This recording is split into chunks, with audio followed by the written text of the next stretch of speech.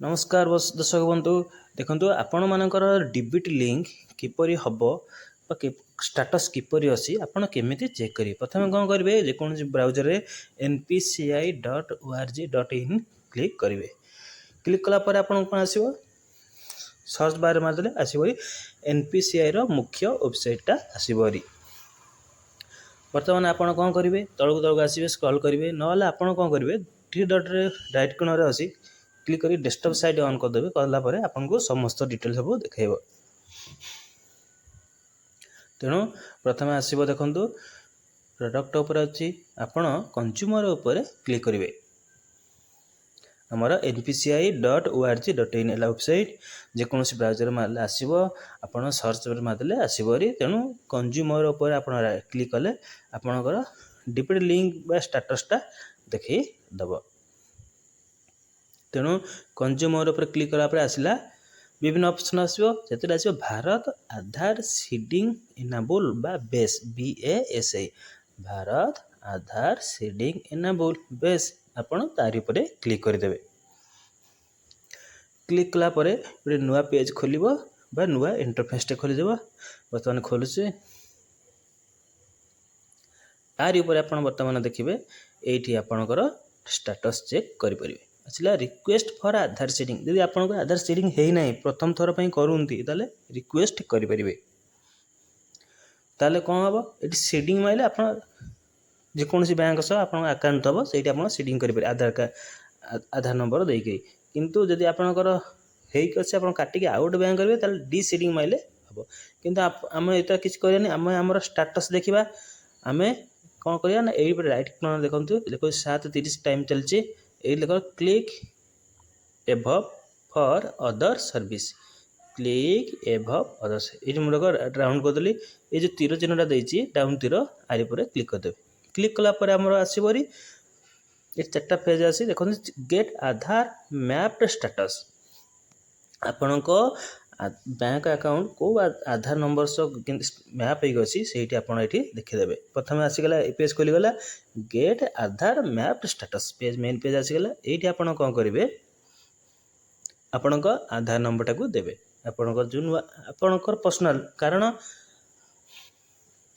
से नंबर को आपण आधार नंबर गोटे जो फोन नंबर लिंक थो से गोटे मेसेज आसो ना आपड़ अन्य कार देखिपारे जब तार फोन नंबर थब देखिपारे कि निजर दब आधार नंबर देले ये जो NKHEWF लिखाई से कैप्चा कैप्चा को ये बर्तमान जहाँ आसी डिटो सेमती देवे बड़ N बड़ K एम सब लिखिकी देवे। से नदेले सेम नदेले नबनी तेणु आपड़ से देलापर जहाँ डिटो अच्छी से देवे देकरी आपण बर्तमान चेक करेंगे। चेक कलापर आसो NK जहाँ आसी NK सान एच बड़ EWF सान एफ देकरी चेक स्टाटस मारे जब आप डाटा भूल लिखते रिसेट मारदेवे रिसेट मारे कटि फिर आउ थे देवे ना चेक स्टाटस मारे चेक स्टाटस मारे आपणकर पेज ठीक थर खोल आपण ना ना खोलनी आपन को मोबाइल रजिस्टर मोबाइल नंबर आपण को आधार सह जो मोबाइल नंबर रजिस्टर थब से नंबर को गोटे मेसेज जीव मेसेज गले आप OTP 1 टाइम पासवर्ड से जीव आप बर्तमान से देवे आसीगला मेसेज आधार यहाँ आधार आपण पाक मेसेज छाड़ आपण आधार जो नंबर लिंक थब छाड़ ये गोटे मेसेज आस आधार आसला आधार 12248446 ये मेसेज बर्तमान जो नंबर OTP आप देवे ये देलापर आपण सी भाविला जानिला कौन आप ठीक मोबाइल नंबर लिंक अच्छी मेसेज आइला बर्तमान आप से OTP देलापर सबमिट मारे जब डाटा भूल अच्छी कैंसल मारदेवे जब नक सबमिट मारे सबमिट मारे आप स्टाटस डिटेल बर्तमान देखईदेव। देखु केमती आस तार इंटरफेसटा आपड़ कौ अकाउंट कौट बैंक अच्छी देख last updated 18/9/2024 mandate flag yes कौ दिन रिक्वेस्ट है ना 17/9 दिन bank name state bank of India देखु सब डिटेल देला आपन को बैंक ये आधार सह को बैंक मैपिंग सीडिंग अच्छी ना स्टेट बैंक ऑफ इंडिया बा SBI ଏଇଟା ମୋର ଅଛି, ତେଣୁ ଆପଣଙ୍କର କେଉଁ ବ୍ୟାଙ୍କ ଥିବ ଆପଣଙ୍କୁ ଦେଖାଇବ ସେଇଟା। ତେଣୁ ଏଇଟା ହେଲା ମେନ୍ ଇଣ୍ଟରଫେସ୍। ତେଣୁ ଆପଣ ଏଇଠି ଯାଇକି ଆପଣଙ୍କର ଚେକ୍ କରିପାରିବେ।